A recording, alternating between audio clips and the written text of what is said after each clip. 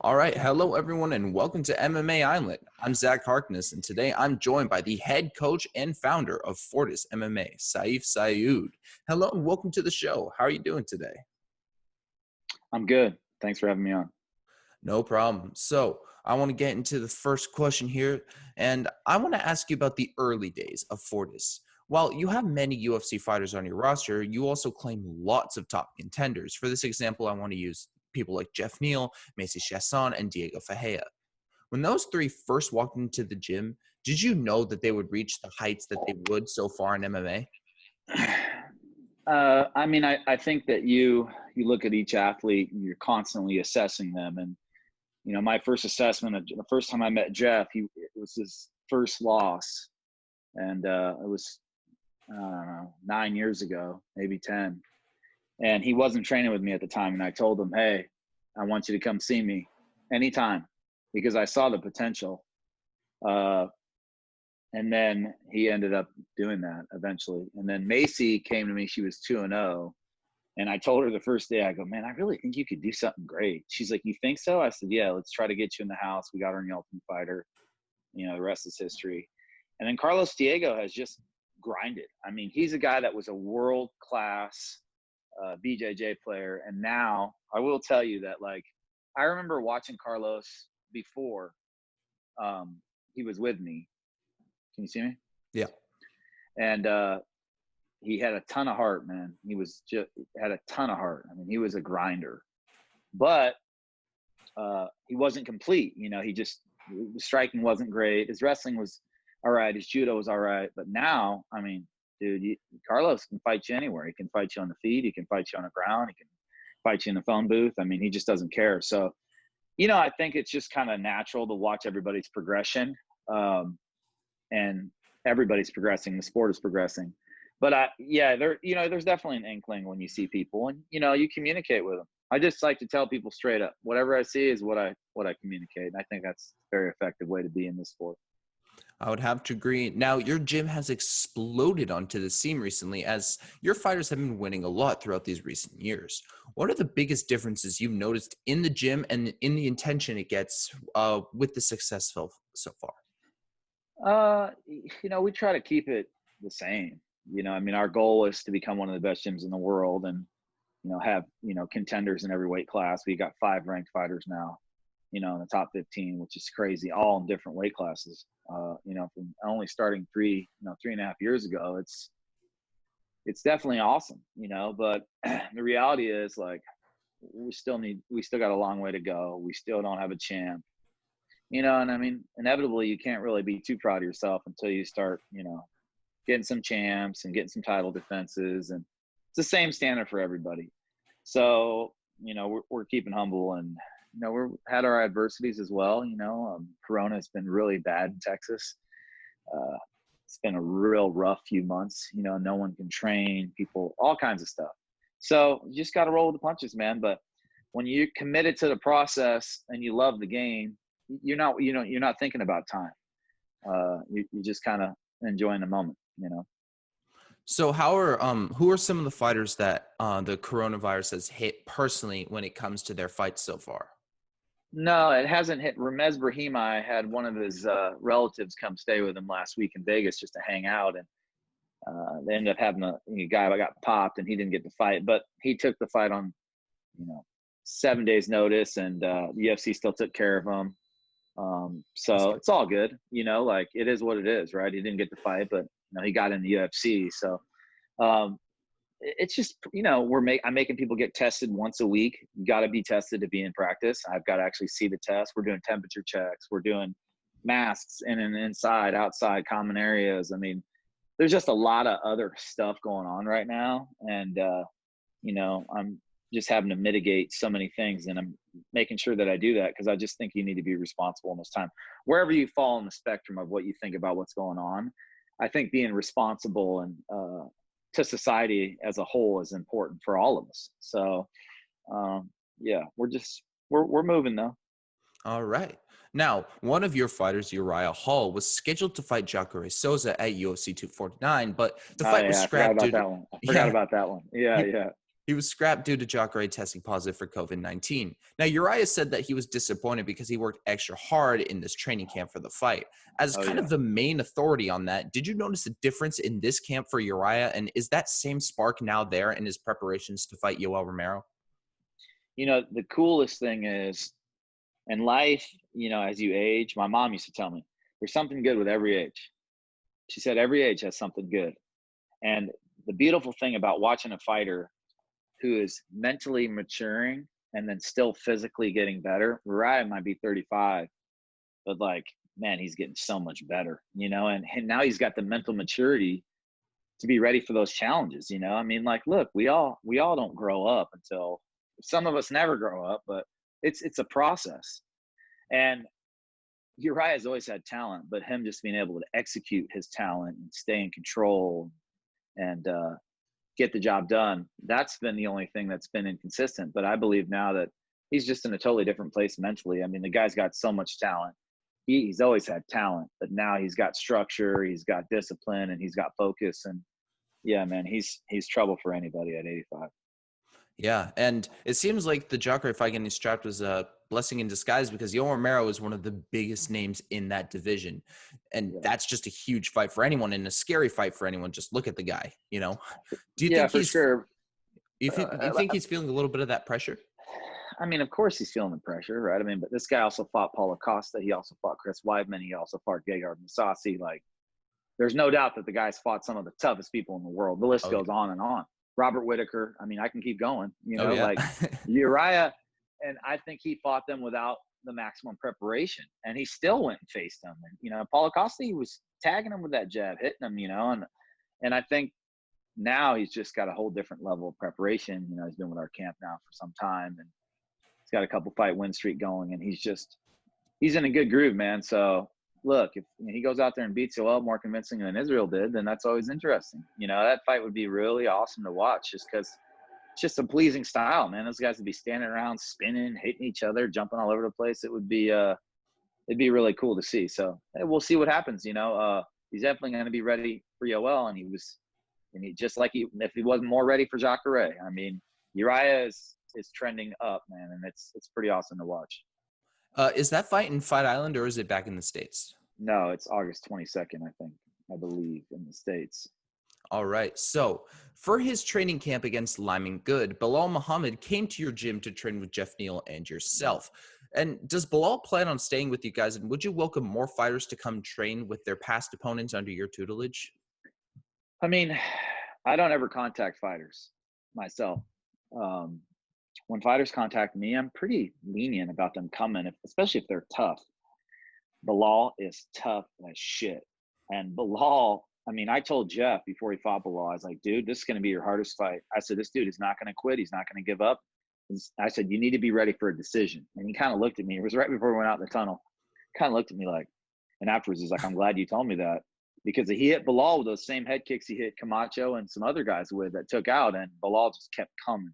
He's so tough. He's a great guy, and I had a lot of respect for him. So when he reached out to me, I was happy and happy to have him come. And I told him, hey, I don't want anything. I just want you to win and get training. And he's a great partner. And him and Geoff, go at it. Round 7, 8, 9, 10, 11. They just keep going.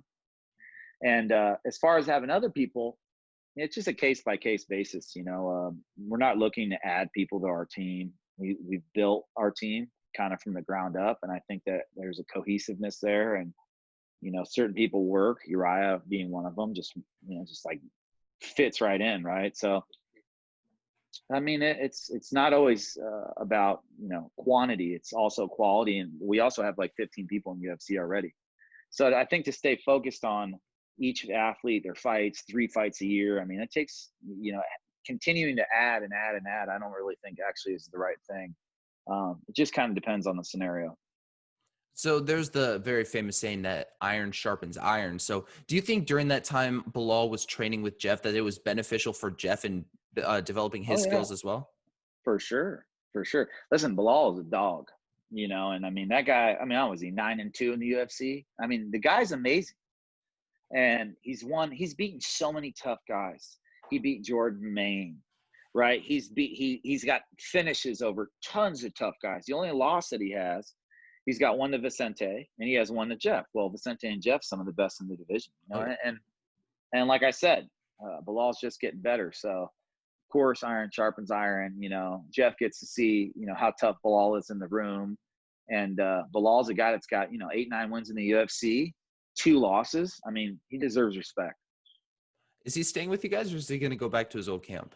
No, he's just doing his thing. I mean, Corona has kind of hit everybody, so I don't really ask people their business. Like I mean, I know he's training with all of his old training partners and doing his thing, and that's it. However I can help certain people, I'm happy to do it.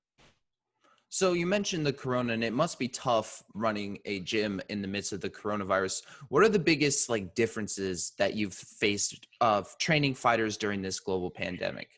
Well, I mean, just the awareness and the preparation, dude, we got sanitizers. We got a fogger that sprays like a mist, a cleaning mist that we got. I hired a totally different cleaning crew.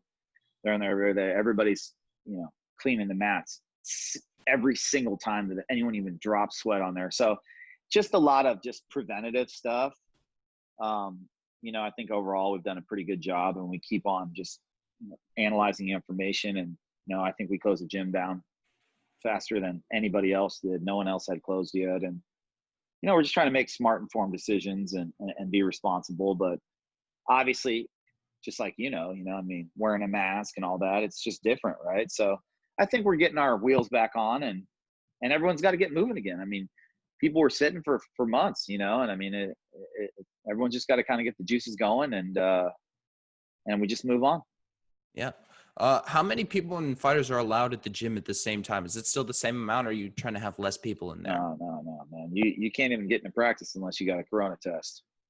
I mean, and now we're separating everybody into groups, weight classes. We got so many different fighters, all the light people have their own time, and the middleweights have their own time, and the light heavyweights, we got 3 in the UFC. They have their own zone. So now I'm just, that's the reason why I'm not in Abu Dhabi, with Razak. I really wanted to go, but things are so bad in Dallas. 1,200 cases yesterday. It's going up and up and up. And I feel like, as the owner of the gym, I got to look out for the gym community. I got to be there. I got to be on top of it, make sure everything is being done the right way. And that's what we're trying to do. Yeah. So I want to get a bit more personal here. Now, you were a fighter yourself before you ended your career due to a torn bicep. Now, during your time as a fighter, what do you think are some of the most important things you learned that has helped you become the coach that you are today? Well, I mean, you learned how to get your ass whooped, you learn how to deal with adversity. I mean, I had Rashad Evans pounding on me, and Keith Jardine and Nate Marquardt and all these super tough, accomplished guys who were mentors to me. Mike Van Arsdale, Coach Mike Van Arsdale, was instrumental in teaching me wrestling, and Coach Greg Jackson was fantastic. And I mean, I just had nothing but good memories. And look, I won my fights, but I always tell people, if you have only had 3 amateur and 3 pro fights, you have 10 fights in MMA, you're gonna have you might not make it to 10-0. That's not easy to do. And it was a different time back then. And I think that the sport has evolved tremendously. I mean, I remember, it not being, I remember when the Spike TV deal came and everyone was happy, like, oh, wow, we're on TV. So to see it on ESPN now, it's just been an awesome road. And I think to coach, you don't have to have fought, but you can draw off a lot of experiences being dead ass tired in there, and, not knowing where the hell you're at, being injured going into the fight. I fought my last fight. I already had torn my bicep once, and everyone's telling me not to fight, but I did it anyway, and I pulled it out, but fought a guy that weighed a lot more than I did. And you just learn, what another thing from that was I never let my guys fight up a weight class, because I experienced that. Right. So I think you just, man, you think you just learn when you fight, and being around the sport for so long and training martial arts my whole life, I think it just gives you a different insight. So do you think your time as a fighter has helped you relate to your fighters on that different level, especially because you cut your career a bit short? And do you think that they notice that and it's beneficial in their training?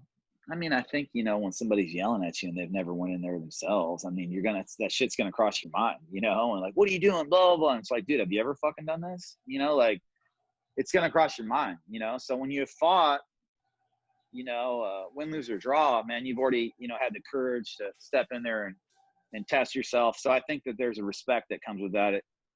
It's kind of like a fraternity, it's just an unsaid thing, but everyone's like, hey, this guy or girl, manned up and womaned up or whatever you want to say and fucking went for it. And I think there's something to be said about that. We love people who swing the bat, I mean, just as general, and I think whenever you swing the bat, man, you've got to be proud that you did, because, looking back on it now, it's like I'm 39 and man, I can't believe some of the shit I did when I was in my 20s, she couldn't pay me to do that stuff now. So, I'm glad I did it. And yeah, no regrets, man. All right. So one of your fighters, Abdulrazakal Hasan, is one of the fighters competing on Fight Island. Now, you've already said that you're not going to be going to Fight Island, but one of the things you've probably had to prepare for is the fact that they're going to be fighting in the middle of the night and early morning. So Yeah. what are the things you've done with Abdul to help him get ready for fighting at such an odd hour? I mean, the thing about him is he's traveled around the world. Like, he's a worldly guy. And I think once you've done that a little bit, you can figure it out. Right. And I think, Abdul, I trust him. He's smart. He's a vet, man. He'll get his clock set there, stay up a little bit when he gets there and then just try to adjust, but he'll be fine. And the other thing is he's not fighting until the 15th. So it gives him a little bit more time. Since these guys are fighting on the 11th, he's got that extra 4 days to acclimate and, kind of get ready and just adjust it to the time. So it'll be good. This is, I believe, his first time fighting in around 2 years due to those unfortunate circumstances. Now, I would assume that him coming back from this training camp, he's going to have a little bit of an extra fire lit under him just to like come back to where he left off. Have you noticed that? Have you noticed that he's like extra motivated for this fight? Let me tell you, that dude, I mean, since day one, I mean, he wants to hurt people and wants to get them out of there.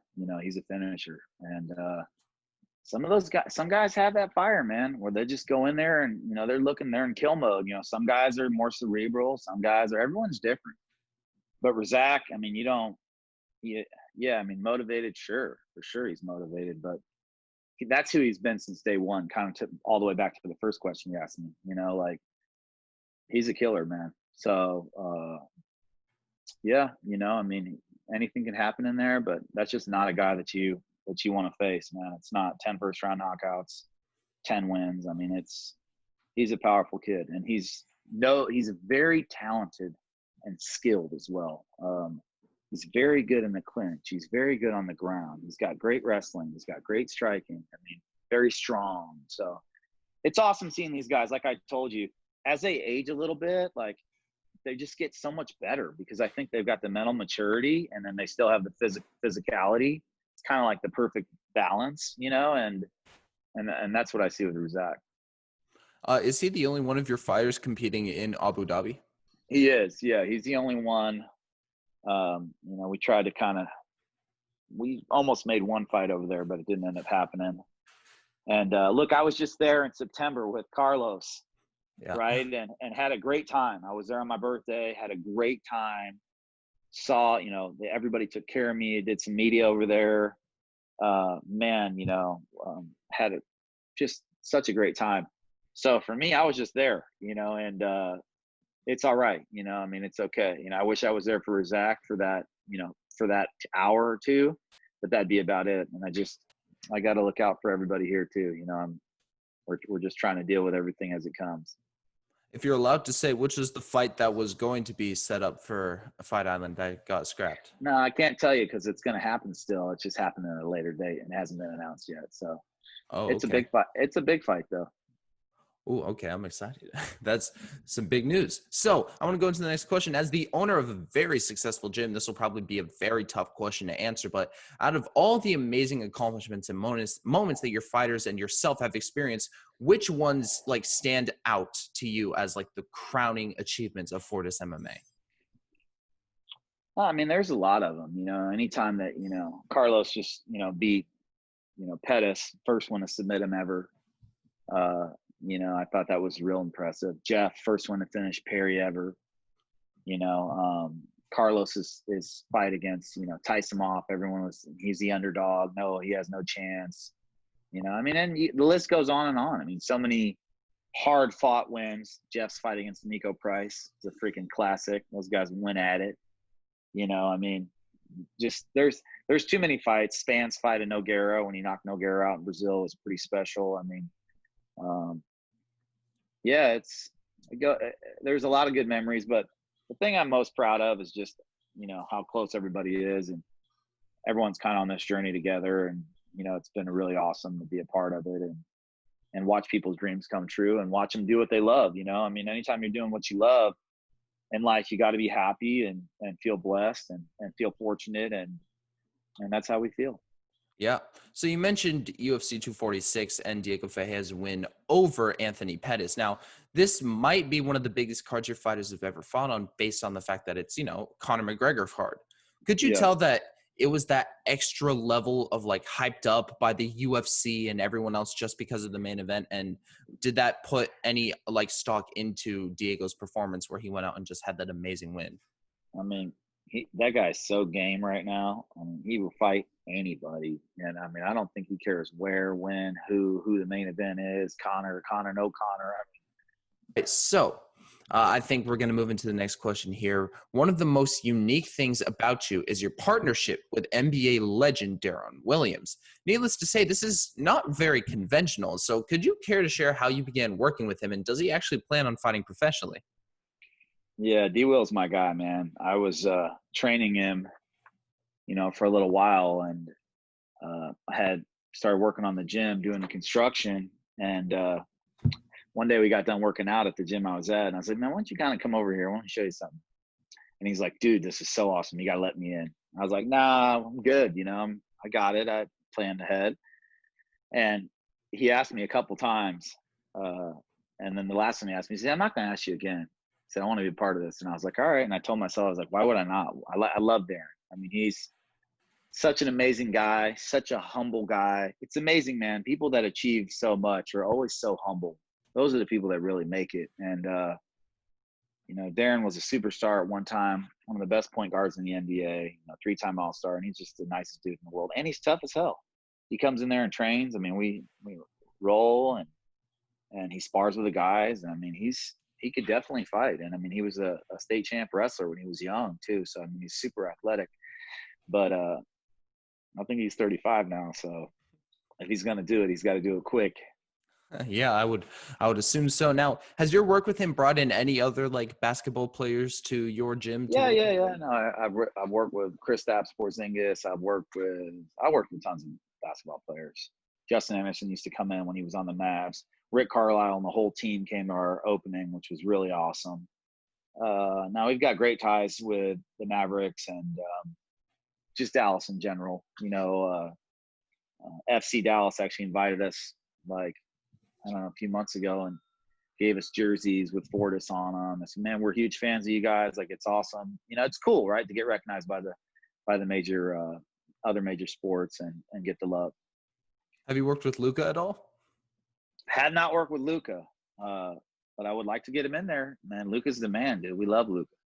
Yeah, he certainly is the man. Now, I want to go into the next question. We know that your gym currently has a lot of big name fighters, but those aren't the only people in the gym. Who are some of the fighters outside the UFC that we all should have our eyes on? Man, I think JP Buys is a kid that, 35 or 25, 35 is a monster. His grappling is amazing. He's something special from South Africa. I think Elijah Johns, Miles Johns' brother, is a real problem. This kid just grew up in the firefight, with everybody else, and he's really starting to blossom. We got tons of young kids in there that are just super tough, man. And it's funny because these guys that start, they don't start with one thing anymore. They start just doing MMA. So they get like 3 years in and they're fucking awesome at everything. Whereas when you start with something else, sometimes you got to unlearn that, and it's hard to kind of make everything cohesive. So wrestling, I think, is the greatest base for sure, but things are changing and the sport is evolving, and it's exciting, man. It's exciting, and I think it's just going to keep growing. All right, I would have to agree. Now, you were mentioning earlier, one of your proteges, Diego Ferreira, has found new stride in the UFC ever since coming to your gym. What is it like coaching someone who is already world-class in one aspect of their game when he came to you, and how quickly did he pick up like striking technique and all those other things that he needed to learn out of you? I mean, I think it's taken some time, but the initial dog that he has in him, to go forward and to throw. I mean, he had that even in the Ramsey Nijem fight, even though it was sloppy as shit. I told him, but I wasn't coaching him then. But I'm just saying, like, you got to have the willingness to go in the firefight, and that's something the fighter has to have within. It's got to be something. Some fighters counterfight, but that's really not our style at our gym. And Diego's one of them. He always went forward, and it was just about getting the footwork together, starting to chain the takedowns, with the boxing. He's got really good kicks. Diego has really good kicks that he throws out every once in a while. Hit Tyson off with that head kick. I mean, he'll smack someone in the face with his legs come out of nowhere. So he's got a lot of talent, man. It was just about putting it together, and it's been a pleasure, man. I love Diego, and we've been through a lot together, and it makes me really, really happy to see him climb all the way from, just a bullshit suspension to, number 8 in the world and lightweight, which is a really hard division. It is. And one of the fights he's been calling for lately, it seems to be Paul Felder. Do you know if there's any traction when it comes to that call out? Man, I love Paul Felder, dude. He's such a G. I mean, the guy's got so much fucking talent. Every time I see him, I tell him that. It's amazing. These guys are this good at fighting and this good at commentating. All of them. I mean, Bisbing, all these guys. These guys. DC is unbelievably awesome. I mean, Dominic Cruz, all of them. I always tell them when I see him, like, dude, we're so proud, to have these guys out here just sharp as shit, just crushing it, representing us well. As far as Diego and him fighting, yeah, he's got the number, so that's the only. Diego has a lot of respect for Paul, thinks he's awesome.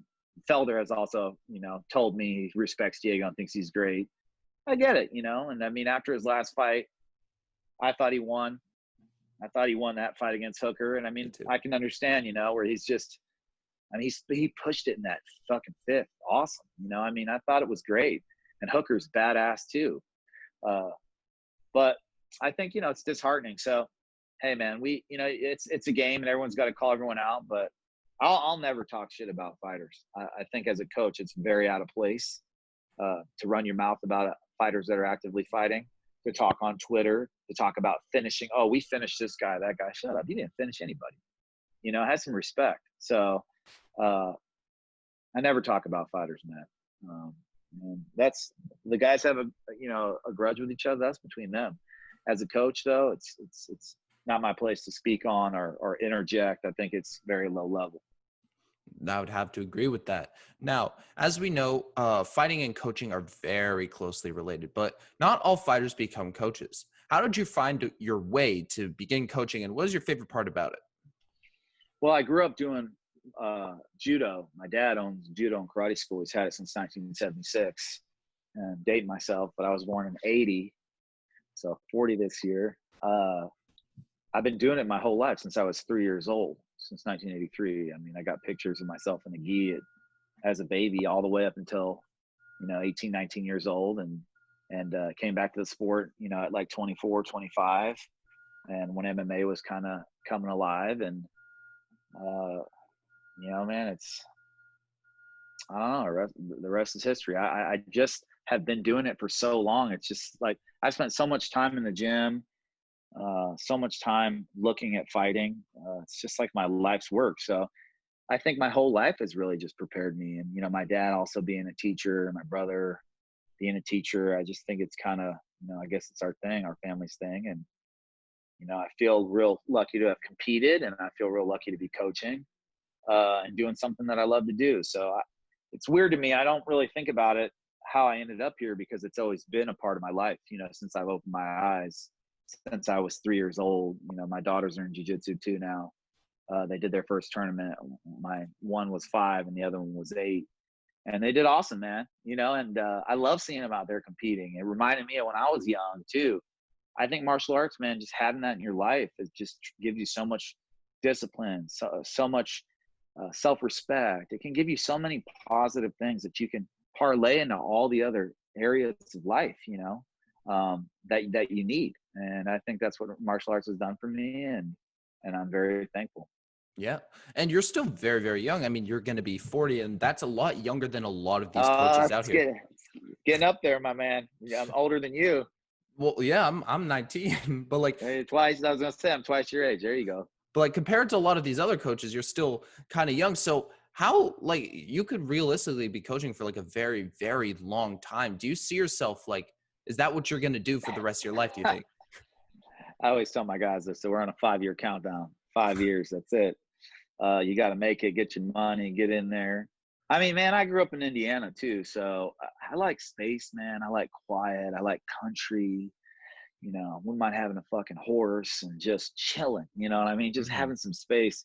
And Dallas is a prime time spot. Now, I fucking love Dallas. It's been awesome. And Texas is a great state, man. I mean, it's been unbelievable, but continues to grow, more and more people, more and more traffic.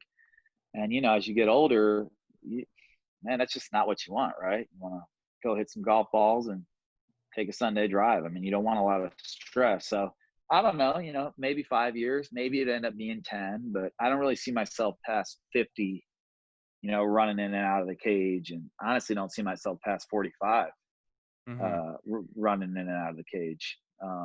But that's not to say that it won't happen. I mean, if I have champions and these guys are doing great. And listen, I love it, man. I've just never gotten sick of it. And it's just something that I've been doing my whole life. And, we'll see what happens. But my dad's still coaching, so who knows? So, yeah. So I'm sure your departure from coaching is definitely not going to mean the end of Fortis, right? Who are some of the guys that are going to take over the coaching duties for you? That's a great question that you asked, man. I tell them all the time. I say, who's going to step up? One of you guys is going to make it and win the belt and make all kinds of money and take care of me when I'm old and buy the gym. I said, who's it going to be? And listen, these guys are focused on their career right now and they're doing their thing. And I remember what that felt like. It's awesome just being able to train and be an athlete. So when they're ready, that is my plan. My plan is to sell the gym to the guys, girls, whoever steps up and is ready to do it and, keep the tradition alive. But we'll see, man. We'll see what happens. Who knows? Maybe we'll just shut it down and Fortis will just be a chapter in the history books. Who knows? Yep. Very exciting chapter in the MMA history books. But just off of what we've seen so far, we know that Fortis fighters have success and they get better when they come to you. So what do you think it is about your gym that truly sets it apart from the rest? Well, I appreciate that. I mean, I think that fighters are just getting better in general too. So it's like, I can take some credit, but I just think everything's improving. The sport, the science, the strength and conditioning, the training. I think that we, just keep it real, man. We started our gym. It is not easy there. I look around that room and I know that feeling.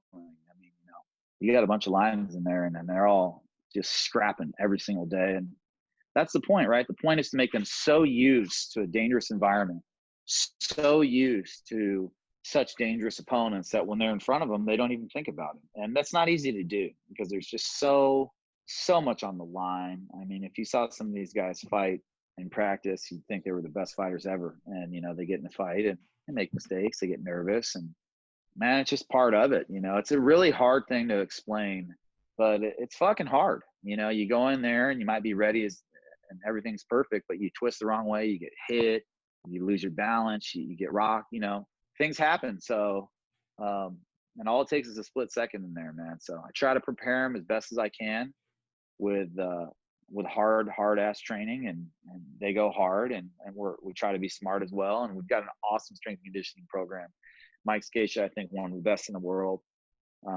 Also, Dr. Travis Mann is our PT guy.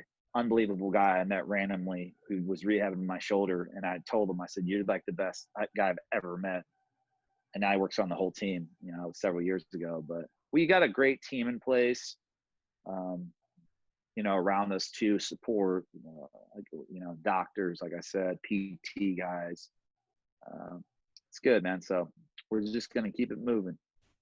All right. I think that's a good place to end it. And I think that's all the questions I have for today. Thank you so much for joining me here today. Is there anything you would like to say to the people out there?